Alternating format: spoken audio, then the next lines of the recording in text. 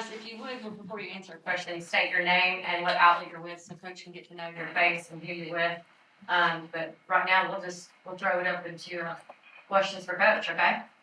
Joe, I'm Mark Story from the Lexington Herald-Leader. So what is the origins of your relationship with Will and how did it develop? Absolutely, Mark. Thank you.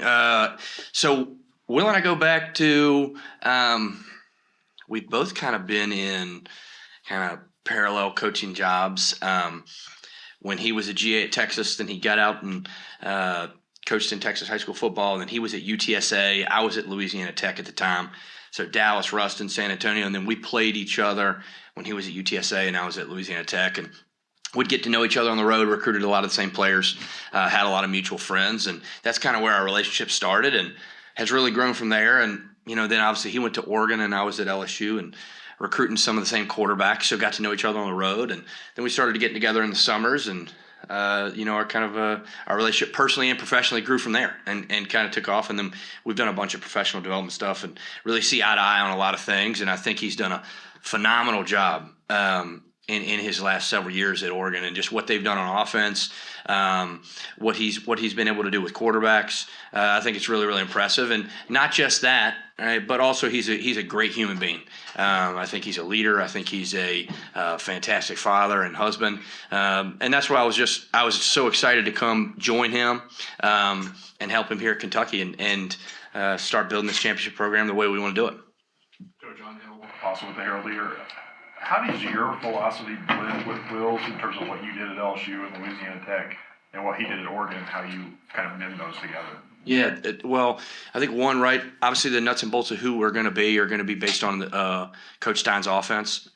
At Oregon, I think there's a lot of similarities, specifically in the passing game, as to what we've done, and just some different pieces, and I think we'll blend that. But ultimately, right, it's not going to be Oregon's offense or LSU's offense or whatever that might be. It's going to be Kentucky's offense, right? And we're going to blend. I think we're going to have other really smart people in the room, and we're going to build it and build just a foundation of what we want to do.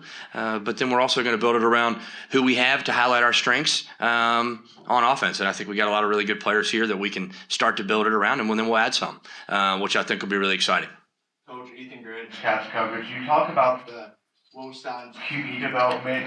You're also known for that QB development, multiple QBs at LSU. Can you just talk about how you go about doing that? Yeah, I think one, right? Well, it always helps to have really good players, right? So that's good. So there's really some really talented players.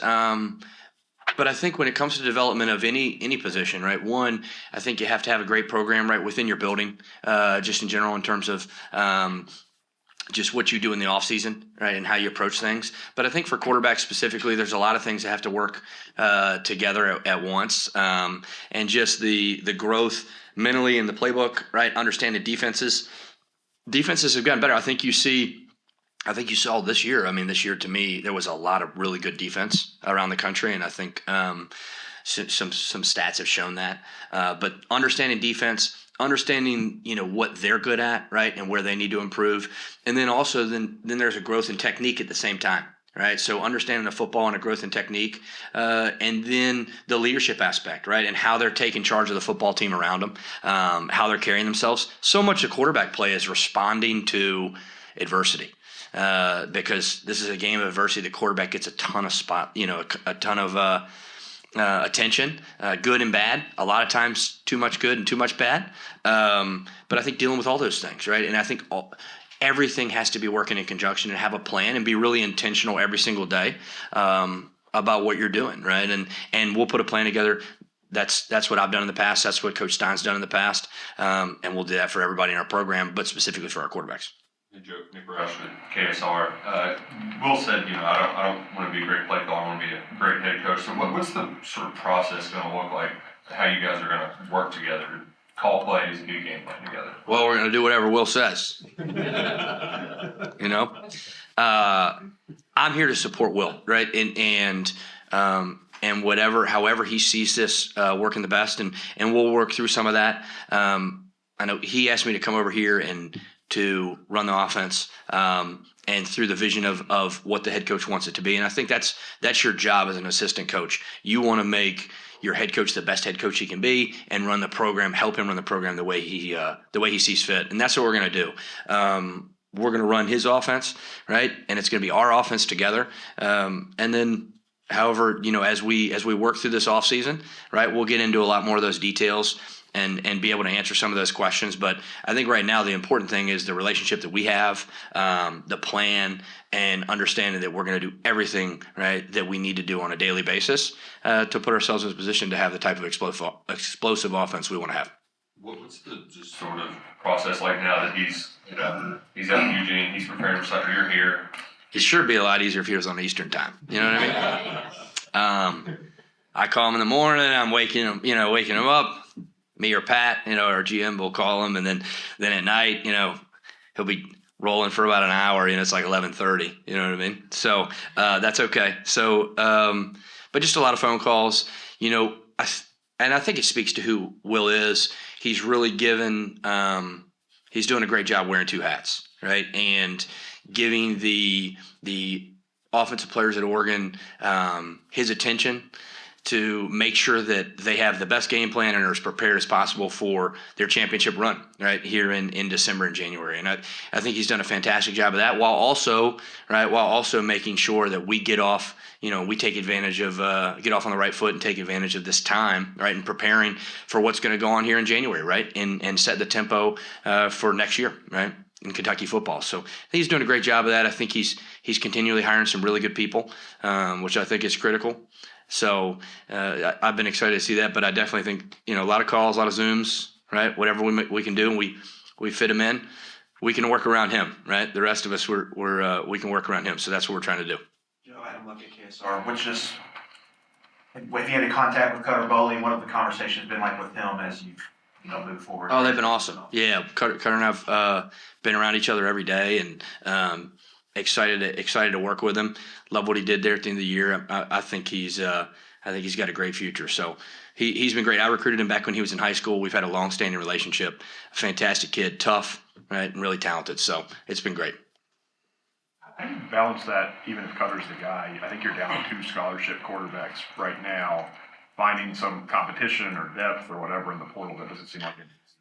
Well, I don't know about all that, but we'll every college football team in America is going to have 4 quarterbacks in the room, right? So you always got to do that, right? Just in terms of it's a position that way, just like any other position, right? Just like we'll need 10 receivers or 5, 6 tight ends, whatever it might be. So we'll do that, but ultimately, I mean, that's just college football, right? That's football in general, right? You got to fill out a roster, so we'll always do that.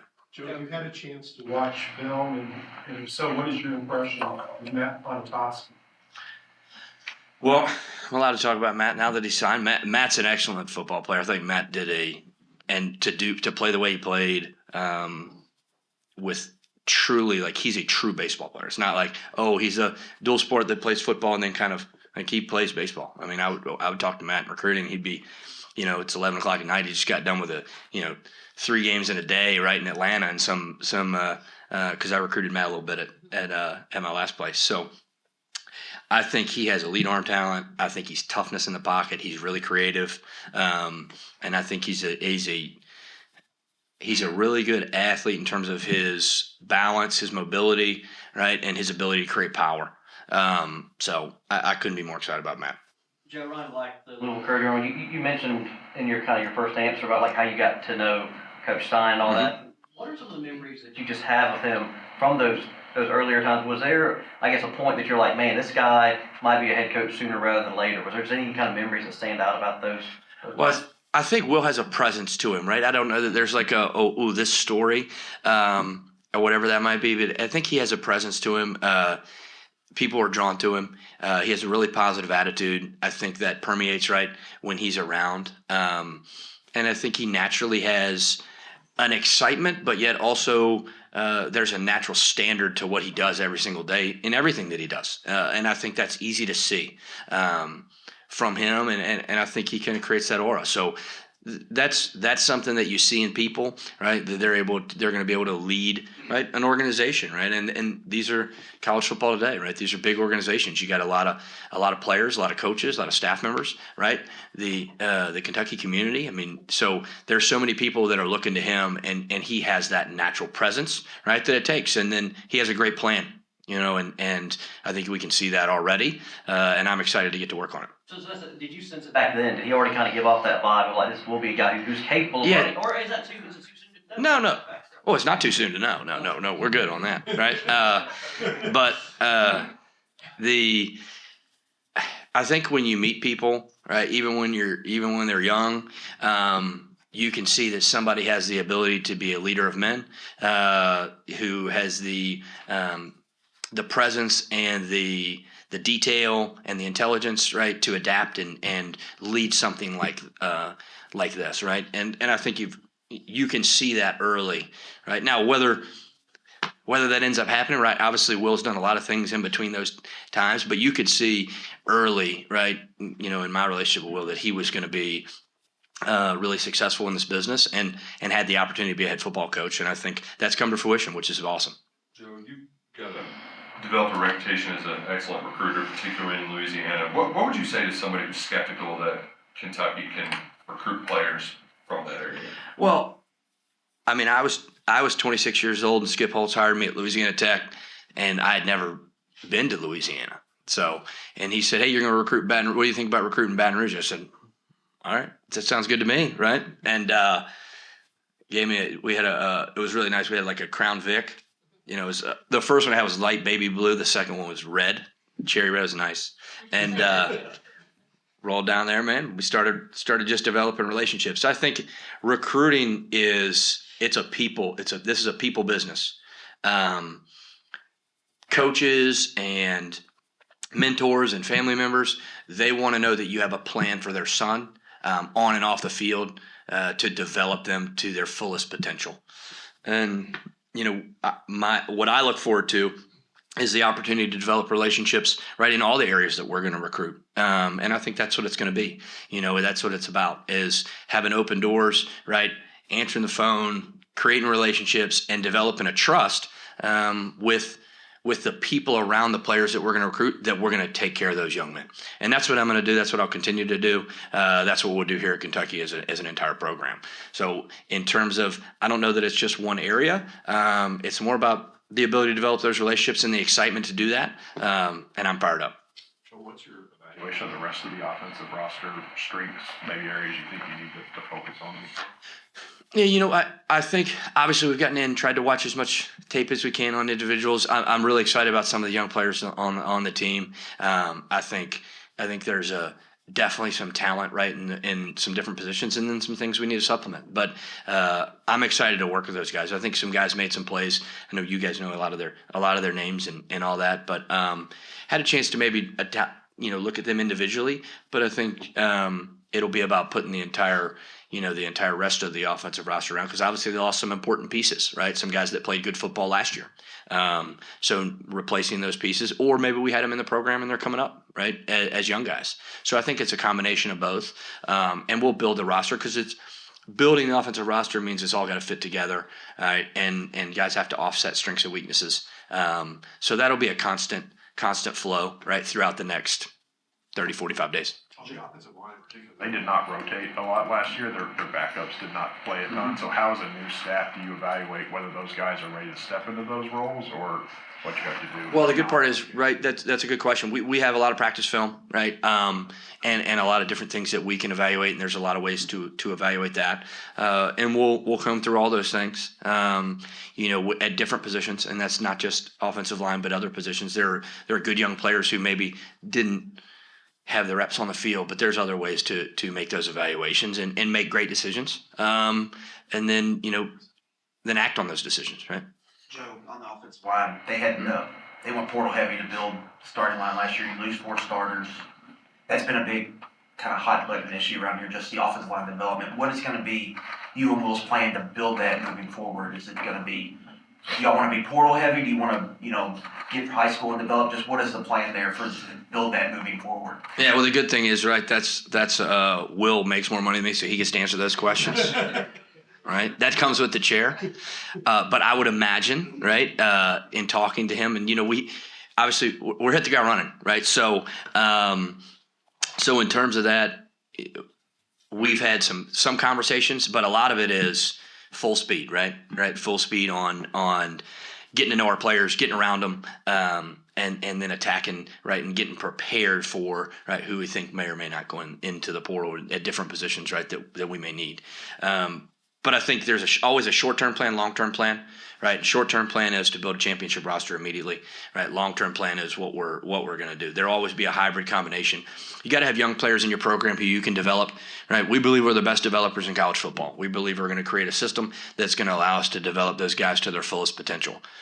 So we want to get guys in the program early and put them through that development program.